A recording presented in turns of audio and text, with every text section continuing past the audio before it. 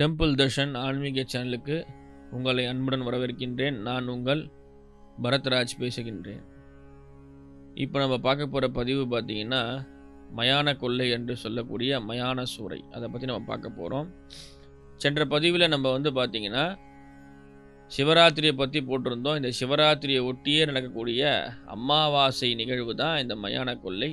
சிவராத்திரி பதிவை பார்த்து தெரிஞ்சுக்கிட்டு அதுக்கப்புறம் இந்த மயான கொள்ளையினுடைய முழு வரலாறு தெரிஞ்சுக்கங்க. இது எல்லாமே கண்டினியூவான உற்சவங்கள் தான். இப்போ நம்ம பார்க்க போகிற முதல் விஷயம் பார்த்திங்கன்னா மயான கொள்ளை.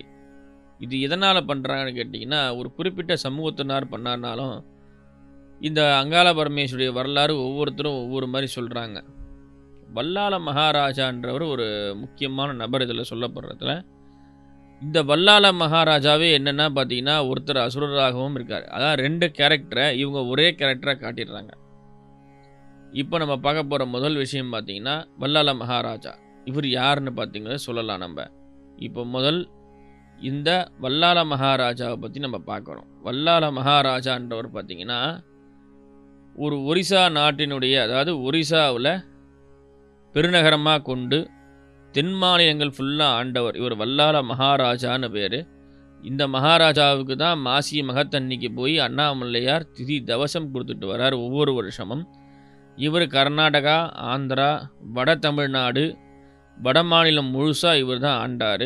இவருடைய தலைநகரம் பார்த்திங்கன்னா கர்நாடகாவில் அலப்பேடுன்ற ஒரு இடத்துல இருக்குது.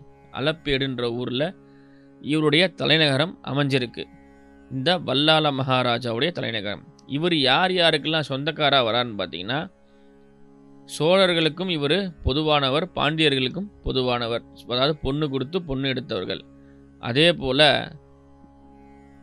3ஆம் குலோத்துங்க சோழன், அவருக்கு 2வது வல்லாள இளவரசியை திருமணம் பண்ணி கொடுத்துருக்காங்க. 3ஆம் ராஜராஜனும் ஒரு வல்லாள இளவரசியை திருமணம் பண்ணியிருக்கார். அதாவது வல்லாள ராஜாவுடைய தங்கச்சி. இந்த வல்லாள ராஜா என்றவர் யார் கேட்டிங்கன்னா வல்லாள சோமநாதன்றவருடைய பேரன். இவனுடைய வம்சாவளியில் வல்லாளன்றது வரும். இவர் வாழ்ந்த ஆண்டு காலம் பார்த்திங்கன்னா 1291ஆம் ஆண்டு, அதாவது 1291வது வருஷம். அதிலிருந்து 1341வது வருஷம் வரைக்கும் மொத்தம் 52 ஆண்டுகள் இவர் வாழ்ந்திருக்கார். இந்த ராஜா பார்த்திங்கன்னா அண்ணாமலையார் கோபுரத்தை 1328ஆம் ஆண்டுலேருந்து 1331வது ஆண்டு வரைக்கும் கட்டியிருக்காரு. சுமார் 5 வருஷமாக வல்லாள கோபுரத்தை கட்டியிருக்காரு. இந்த வல்லாள மகாராஜாவுக்கு பார்த்திங்கன்னா வல்லம்மாதேவி, சல்லம்மாதேவின்னு 2 மனைவிகள். இந்த வல்லாள மகாராஜாவை பற்றி நம்ம பார்க்குறோம். அதாவது இந்த வல்லாள மகாராஜா தீவிரமான சிவபக்தர். இவர் அலப்பேடுன்ற ஊரை விட்டுட்டு, தலைநகரத்தை விட்டுட்டு திருவண்ணாமலை அருணாச்சலேஸ்வரனுடைய பற்றுனாலும் காதலினாலும் என்ன பண்ணுறாருன்னா அண்ணாமலையார் கோவிலில் இவர் கட்டி கும்பாபிஷேகம் செய்கிறாரு.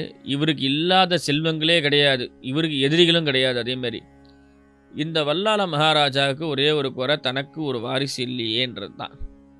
இந்த வல்லாள மகாராஜா என்ன சோதிக்கணும்னு சொல்லிட்டு அண்ணாமலையார் என்ன பண்ணுறாரு கேட்டிங்கன்னா, அந்த நாட்டுக்கு 12,000 பூதகணங்களை 12,000 பரதேசியாக மாற்றுறார்.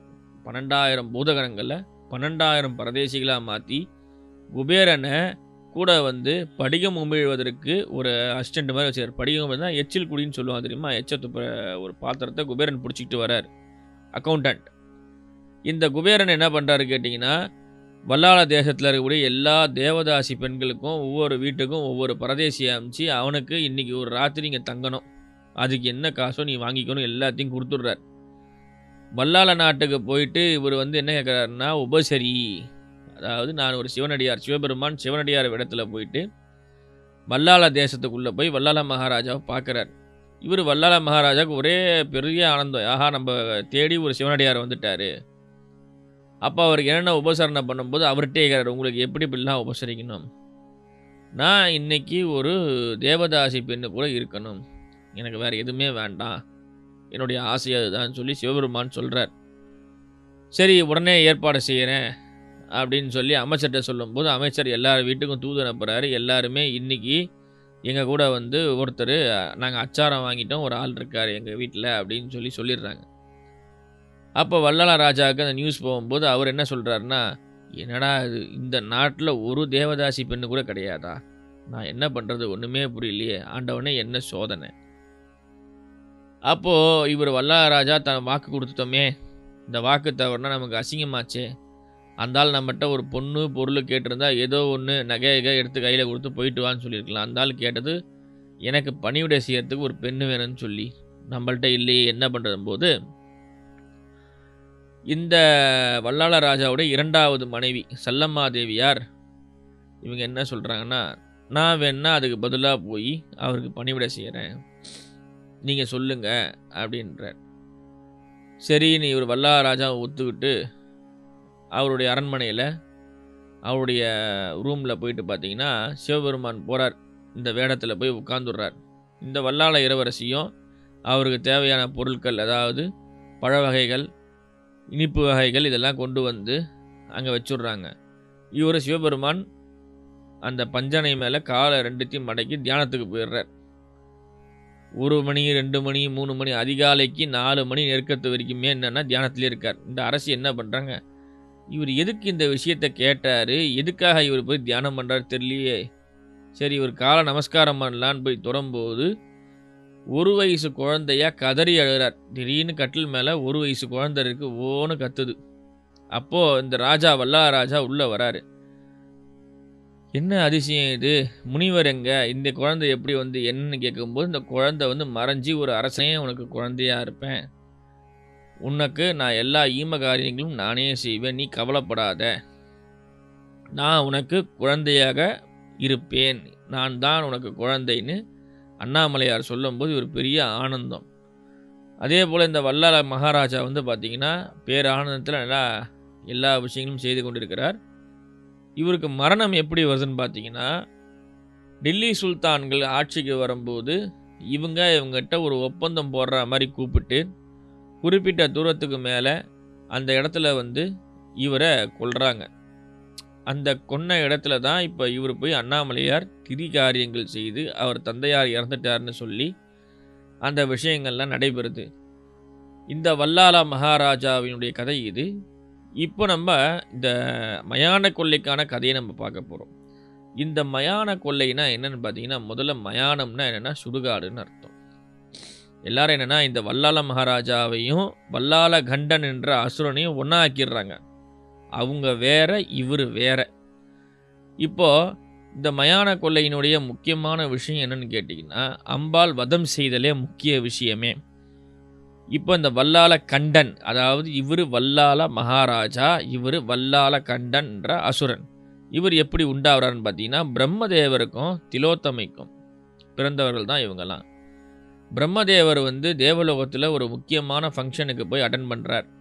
அப்போது திலோத்தமையோட நடனத்தை பார்த்து இவளை நம்ம எப்படியாவது திருமணம் செய்து கொள்ளணும்னு சொல்லி ஆசைப்பட்டு அந்த ஒரு திருமணம் செய்வதற்கான இச்சையில் இந்த திலோத்தமையை பின்தொடரும் போது, இந்த திலோத்தமை என்னது ஒரு பெரிய மனுஷன் நம்மளை போய் தப்பான முறையில் அணுகிறாரேன்ற ஒரு தப்பான எண்ணத்தில் இந்த திலோத்தமை என்ன பண்ணுறாங்கன்னா, ஒவ்வொரு இடமா தேடி ஓடி கடைசியில் ருத்ரபூமின்னு சொல்லக்கூடிய மயானத்தில் வந்து நிற்கிறாங்க. அப்போ பிரம்மதேவன் பார்த்துட்டு தன்னுடைய ஆசைகளை அந்த அம்பாள் அந்த திலோத்தமைன்ற பெண்ணுக்கிட்ட கேட்குறாரு, நான் உன்னை திருமணம் பண்ணிக்கணும்னு ஆசைப்பட்றேன் சுவாமி, நீங்கள் வந்து சரஸ்வதின்றவங்க எனக்கு தாயார் மாதிரி, நீங்கள் எப்படி திருமணம் செய்து கொள்ள முடியும்னும் போது பிரம்மதேவர் என்ன பண்ணால் சற்றும் யோசிக்காமல் அந்த பெண்ணை கட்டி தழுவும் போது தன்னுடைய சுயநினைவு வருது. ஆஹா, இந்த பெண் வடிவம் என்பது சரஸ்வதியை தன்னுடைய மகளாக ஏற்றுக்கொள்கிறேன் என்று சொல்கிறாளே. அப்போது சரஸ்வதி இவளுக்கு அன்னை ஆகிவிடுவாளே, நம்ம தந்தை முறையாச்சின்னு சொல்லி அந்த பயத்தினால் என்ன பண்ணுறாருன்னா அந்த எண்ணங்களை அப்படியே அந்த உடல்லேருந்து நீக்கிறார். அந்த எண்ணங்கள் அப்போ வந்து பார்த்திங்கன்னா பிரம்மாவுக்கு சிரம் கொய்யப்படலை, கொய்யன்னா வெட்டலை. அப்போ அவருக்கு 5 முகம் இருக்குது. அந்த 5 முகத்தினுடைய காம எண்ணத்தை அந்த ருத்ரபூமியில் கீழே போடுறார். அவர் தன்னுடைய தப்புக்கு வருத்தம் சொல்லிட்டு அவர் அங்கேருந்து கிளம்பிடுறார். இவங்களும் கிளம்பிடுறாங்க. இந்த எண்ணங்கள் என்ன ஆகுதுன்னா ஒரு விதமான உருவம் எடுத்து அதை வளர ஆரம்பிக்குது. அந்த வளர்ச்சி என்ன ஆகுதுன்னு கேட்டிங்கன்னா, அண்டமும் பிண்டத்தில் அடக்கம்னு சொல்லுவாங்க பார்த்தீங்களா, அது இதுதான் காரணம். பிண்டம்னா என்ன, ஒரு உருண்டைன்னு அர்த்தம். அண்டம்னா உலகம், எல்லாமே ஒரு சுழல் உலகத்திலேயே ஆரம்பம். அப்போது இந்த அணுக்கள்லாம் ஒன்றா சேர்ந்து என்ன ஆகுதுன்னு கேட்டிங்கன்னா, பிரம்மனுடைய அந்த காம எண்ணங்கள் வந்து ஒவ்வொரு உருவமாகுது. அதுதான் வந்து வல்லாளகண்டன், பூவாலக்கண்டன், பிரம்மக்கண்டன், மோகனக்கண்டன், இருளக்கண்டன்.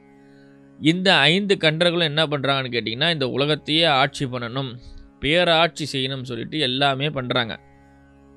அப்போ இவங்களுக்கு எப்படி செலுத்துறதுன்னு தெரியல. இவங்களுக்கு வந்து ஒரு முரட்டு குணமோ, ஒரு அறிவு மங்கிய நிலையம் தான் இருக்கே தவிர்த்து என்ன பண்ணணும்னு தெரியல. எல்லாரையும் அடித்து துவம்சம் பண்ணி, நாட்டை பறித்து இந்த நாட்டை ஆண்டு கொண்டே வராங்க. அப்போது இதுக்கு என்ன பண்ணலாம், நம்ம ஒரு பெரிய லெவலில் போனால் என்ன செய்யலான்னும் போது, இந்த வல்லாளகண்டன் என்ன பண்ணுறான்னா, காட்டில் தவம் செய்யும்போது நிஷாசினி அப்படின்னக்கூடிய ஒரு பெண்ணை திருமணம் செய்கிறார். இந்த அரக்கியை அவர் திருமணம் செய்து கொள்கிறார். நிஷாசினின்னு பேர் இந்த அரக்கியுடைய பேர். அவளை திருமணம் செய்து அவருடைய பாதுகாப்பில் தவம் பண்ணலான்னு போகும்போது நாரதரை பார்க்குறார். நாரதர முனிவை பார்க்கும்போது நாரத முனிவர் வந்து கேட்குறார், நீ யாருப்பா இவர்? நான் மாதிரி வல்லாளகண்டன் அப்படின்றார். சரி, வல்லாளகண்டனா நீ யாரு, நீ உன்னுடைய அப்பா யாருன்னு? நீயும் நானும் பங்காளி முறை வேணும், உனக்கு யார் அப்பாவோ அவங்க தான் எங்களுக்கும் அப்பா. நாங்கள் 5 பேர், நான் ஒருத்தன் தான் தபம் பண்ணுறதுக்காக இந்த காட்டுக்கு வந்திருக்கேன். மீதி 4 பேர் 4 திசைகளை காவல் காத்து பார்த்துக்கிறாங்க, 4 திசைகளை ஆட்சி புரிகிறாங்க. என்ன பண்ணலாம்? சரி, நம்ம தான் பிரம்மதேவருக்கு குமாரன்னா இவன் என்ன குமாரன்றான் அப்படின்னு சொல்லிட்டு இவர் என்ன பண்ணுறார் நாரதர், இப்போது பிரம்மனுக்கு குமாரர்களாக பிறந்தவங்களுக்கு வாரிசு இருக்காது, இது ஒரு சாபக்கேடு. இந்த பிரம்மனுக்கு இவங்க குமாரர்களாக பிறந்த இவங்க வாரிசு இல்லையே, இந்த நாட்டை யார் ஆளுவான்னு கேட்கும்போது இந்த நாரதர் என்ன சொல்கிறாருன்னு கேட்டிங்கன்னா, நீ சிவபெருமானையும் மகனா கேளு, உனக்கு அடுத்த தலைமுறைக்கு வாரிசும் கிடச்சிடும். அந்த வாரிசு கிடச்சிதுன்னா நீயும் தீர்க்க ஆயுசு பெற்றுவ, உனக்கு இறப்புன்றதே ஒன்று இல்லாமல் போயிடும். நீ சிவபெருமானை பிறக்கணும்னு கேளு. சரி, இன்னொரு வரத்தால் பழைய பரமசிவன் இறக்கணும். அதாவது ஒரு வரத்தால் இவனுக்கு சிவபெருமான் குழந்தையாக பிறக்கணும், ஆனால் பழைய பரமசிவன் இல்லாமல் ஆயிடணும். அப்போ தான் வந்து இவனுக்கு முழு பலனும் கிடைக்கும். அவருடைய அம்சம் தேவையில்ல, அவரே தான் தேவை. இப்போ சில இடத்துல பார்த்தீங்கன்னா சிவனுடைய அம்சத்தில் குழந்தை பிறக்கணும், சிவனை மாதிரி இருக்கு, இந்த மாதிரியே வேண்டாம், எனக்கு டைரெக்டாக வேணுன்ற மாதிரி இவர் கேட்டுடுறார். சரி, இவன் போயிட்டு ஜபத்தில் உட்கார்றான், ரொம்ப நாள் ஜபம் பண்ணுறான். அப்போ பரமேஸ்வரன் தோன்றார், உனக்கு என்ன வரன்னு வேணும்னு கேட்குறாரு. முதல்ல இவன் கண்டிஷன் போட்டுறான், சாமி நீ என்ன கேட்டாலும் நீ கொடுக்கணும், இதுதான் எனக்கு வரமா, நீ தரணும், நான் என்ன கேட்டாலும். சரி, அப்படியே கொடுக்குறேன்பா அப்படின்னு ஒத்துக்கிறார் சிவன். முதல் வரம், நீ எனக்கு மகனாக பிறக்கணும், சரின்னு ஒத்துக்கிறார். 2வது வரம், நீ எனக்கு மகனாக பிறந்த வேலையில் பழைய பரமசிவன் இறந்து போகணும், இந்த அதாவது இல்லாமல் போயிடணும், இதையும் பரமேஸ்வரன் ஒத்துக்கிறார். இவங்க 4 பேருக்கும், அந்த அண்ணன் தம்பிக்கும் இந்த நிஷாசினியை திருமணம் செய்து தெரியாது. இவர் காந்தர்வ மனம் பிடிக்கிறார். காந்தர்வ மனம்னா மாலை மாற்றி காட்டிலே கல்யாணம் பண்ணிக்கிறார். இப்போ இவங்க 2 பேருக்கு என்னென்னா, சிவபெருமான் வயிற்றில் கருவாக உருவாகி வளர ஆரம்பிக்கிறார். அப்போது அங்கே மேலே இருக்க பரமேஸ்வரனுக்கு உடல் மெலிந்து உடம்பு வந்து ஒரு மாதிரி உருக ஆரம்பிக்குது. இதை பார்வதி தேவி பார்த்து பயப்படுறாங்க. என்ன பரம்பொருள் பரமேஸ்வரன் இவருக்கு இந்த நிலையான்னு பார்த்து பயப்படும்போது என்ன பண்ணலான்னு கேட்கும்போது தன்னுடைய அண்ணனாகிய மகாவிஷ்ணுவை அவங்க பிரார்த்தனை செய்கிறாங்க. நீ தான் காப்பாற்றணும் அண்ணான்னு சொல்லி பிரார்த்தனை செய்யும்போது மகாவிஷ்ணு கண்முன்னே தோன்றி இந்த மாதிரிலாம் அவங்க வீட்டுக்கார் போய் வரம் கொடுத்துட்டாரு, இந்த வரம் கொடுத்ததுனால வந்த வினை தான் இதுக்கு என்ன பண்ணலாம் அண்ணான்னு. சரி, குழந்தை பிறந்தாதானே இவர் இறந்து போவார், குழந்தைய பிறக்காமல் பண்ணுன்னு அவர் தான் வரம் கொடுத்துட்டாரே, எப்படி நான் பண்ணுறது? சரி, வல்லாளகண்டனும் ஆயுள் வாழக்கூடாது, இதுக்கு என்ன பண்ணலான்னு கேட்கும்போது நீ ஒரு மாய குறத்தியாக மாறி அங்கே போய் எல்லாத்தையும் விஷயத்தெல்லாம் சொல்லு. அவங்கன்னா அரக்கர்கள் எல்லாத்தையும் கட்டு போட்டு வச்சுருக்காங்க, நான் எப்படி சொல்கிறது அப்படின்னு கேட்கும்போது மகாவிஷ்ணு என்ன பண்ணுறாருன்னா தன்னுடைய சுதர்சன சக்கரம், அந்த சுதர்சன சக்கரத்துக்கு 16 கைகள் உண்டு. சுதர்சன ஆழ்வார்னு பேர். 16 கைகள் கொண்ட ஆழ்வாரை இந்த 16 கைகளிலும் ஒவ்வொரு குச்சியாக மாறுது. அதாவது பெரம்புன்னு பேர். ஒவ்வொரு குச்சி, ஆள் மிரட்டி, பேய் விரட்டி, இளவஞ்சி, நொச்சி, வஞ்சி, இந்த மாதிரி 16 முக்கியமான மூலிகை பெரம்பு, கொத்து பெரம்பாக மாறுது. இதை அம்பாள் கையில் எடுத்துக்கொண்டு என்ன பண்ணுறான்னா ஒரு குறத்தி வேஷத்தில் போயிட்டு எல்லா இடத்துலையும் குறி சொல்லிட்டு வரா. இதை பார்த்த பிரம்மகண்டன் என்ன சொல்கிறான்னா, நீ அப்போ என்ன பண்ணு, எல்லார பற்றியும் சொல்கிறியே, எங்கள் வல்லாள கண்டனை பற்றி சொல்லுவா அப்படின்னு சொல்லி கேட்குறார். இந்த மாதிரி நாங்கள்லாம் பிரம்மனுடைய பசங்கள், எங்களுக்கு அடுத்த தலைமுறையே இல்லைன்னு சொல்லி ஒரு சாபம் இருக்குது, தக்ஷனுடைய சாபம் அது, இதுக்கு நாங்கள் என்ன பண்ணலாம், விமோச்சனம் எங்களுக்கு அடுத்த ஜென்ரேஷன் வரணும் அப்படின்னு கேட்கும்போது, இவங்க அந்த அரசவைக்கு போயிட்டு இந்த வல்லாள மகாராஜாவை பார்த்துட்டு சொல்கிறாங்க, வல்லாள மகாராஜனே, உன் தம்பிக்கு வேணா தெரியாமல் இருக்கலாம், நீ நிஷாசினின்ற பெண்ணை திருமணம் பண்ணி அவள் வயிற்றில் சிவபெருமானே உனக்கு மகனாக பிறக்க போகிறான்னு சொன்னவனே இந்த வல்லாளராஜனுக்கு ஒரே அதிர்ச்சி. என்னடா இது, யாருக்குமே என் தம்பிங்களுக்கு உட்பட தெரியாத விஷயத்தை இந்த பெண்ணை தெரிஞ்சு வச்சிருக்காளே, சரி அந்த பெண்ணை நான் ஏற்று ஆட்சி பொறுப்பில் உட்கார வைக்கிறேன், அந்த பெண்ணுக்கு எப்படி பிரசவம் பார்க்கறது சொல்லு அப்படின்னு கேட்குறாரு. சரி நான் சொல்கிறேன். அதாவது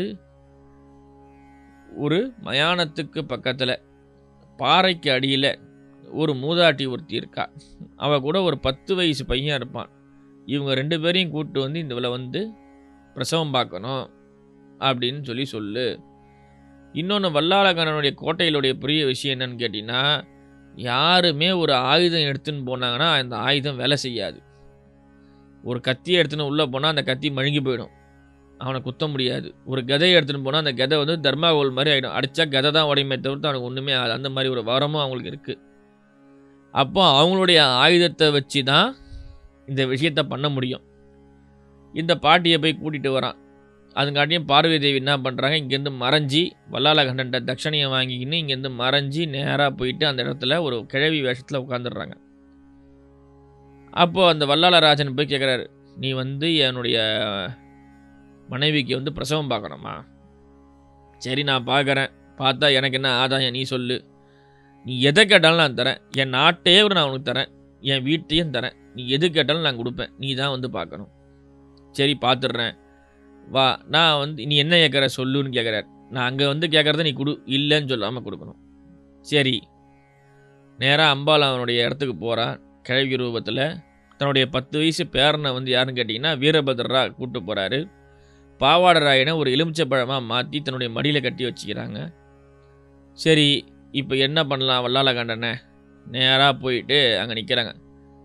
உனக்கு என்ன வேணும் கேளு அப்படின்றார் பாட்டிக்கிட்ட. அந்த பாட்டி சொல்கிறாங்க, எனக்கு ஒரு ஆடு அறுக்கிற கத்தி வேணும், ஒரு ஆட்டை வெட்டுற கத்தி வேணும். ஆடு அறுக்கிற கத்தியா? எதுக்கு ஆடு அறுக்கிற கத்தி உனக்கு எதுக்கு வேணும்னு கேட்குறாங்க. அப்போது ஏன்பா நீ எப்படி பிறந்த? இல்லை நான் அந்த மாதிரி, அதுதான் உனக்கு தெரியல, ஒரு குழந்தை பிறந்தா அது தொப்புள் கொடியை வெட்டணும், அதுக்கு இந்த ஊருடைய சாபம் என்னன்னு எனக்கு தெரியும்.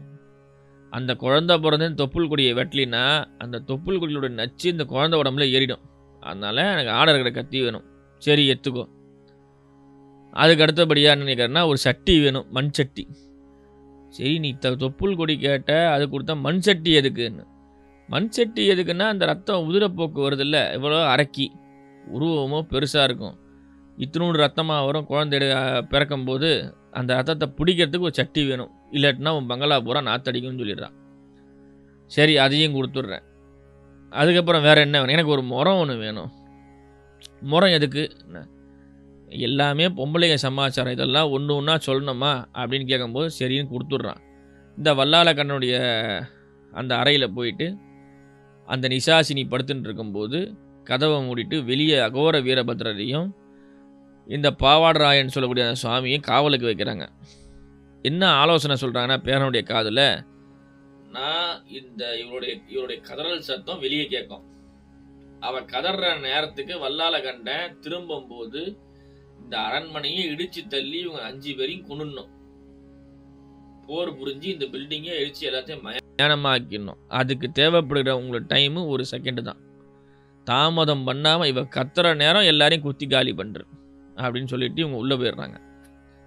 இவங்க உள்ளே போயிட்டு அந்த பெண்ணுக்கு பிரசவம் பார்க்குறது என்னென்னா, வயிற்றை கிழிச்சி அந்த குழந்தைய வெளியே எடுத்து அந்த குடலை எடுத்து தனக்கு மாலையாக அணிவிச்சு அந்த குழந்தைய கையில் எடுத்துறாங்க. பரமேஸ்வரனை கையில் எடுத்த உடனே இவளுக்கு அந்த உயிர் போயிடுது, உடம்புலேருந்து உயிர் போயிடுது. இந்த உயிர் போன உடனே என்ன ஆகுதுன்னா, இந்த உடல் உறுப்புகள்லாம் பார்த்திங்கன்னா ஒட்ட ஆரம்பிக்குது. எப்போவுமே அரக்கர்களுக்கு ஒரு சக்தி உண்டு, என்னென்னு கேட்டால் இரவு நேரத்தில் சக்தி பல மடங்கு ஆகும். இந்த உடம்பு ஒட்டும்போது என்ன பண்ணுறான்னா, பராசக்தி அவளுடைய இருதயம் எல்லாத்தையும் எடுத்து சாப்பிட்றா. அப்போ இந்த அலற சத்தம் கேட்ட வல்லாளராஜன் கடகடன்னு ஓடி போயிட்டு அந்த ரூமை திறக்கலான்னு போகும்போது இவங்க கடகடன்னு தன்னுடைய உருவத்தை மாற்றி பாவாடராயனாகவும் அதே போல் அகோர வீரபத்ர சுவாமியாகவும் மாறி எல்லாத்தையும் இடித்து தரமட்டமாக ஆக்கி அந்த இடத்தையே அந்த சாம்ராஜ்யத்தையே சர்வ சாம்பலாக்குறாங்க. அப்போ வல்லாள மகாராஜன் போர் புரிக்கும்போது இந்த அம்பாள் ஒரு அகோர ரூபம் எடுத்து அவனை சண்டை போட்டு அந்த வல்லாள மகாராஜனை கொன்ன இதுவே பார்த்திங்கன்னா இந்த மயான கொள்ளை திருவிழா. ஆனால் நம்ம ஆட்கள் என்ன பண்ணிட்டாங்கன்னு கேட்டிங்கன்னா, திருவண்ணாமலையில் உள்ள வல்லாளராஜனையும் இந்த அசுரன் வல்லாள கண்டனையும் மிக்ஸ் பண்ணிட்டாங்க. இதுதான் தப்பான செயல். அதாவது பார்த்திங்கன்னா அவர் வேற, இந்த அரக்கன் வேற.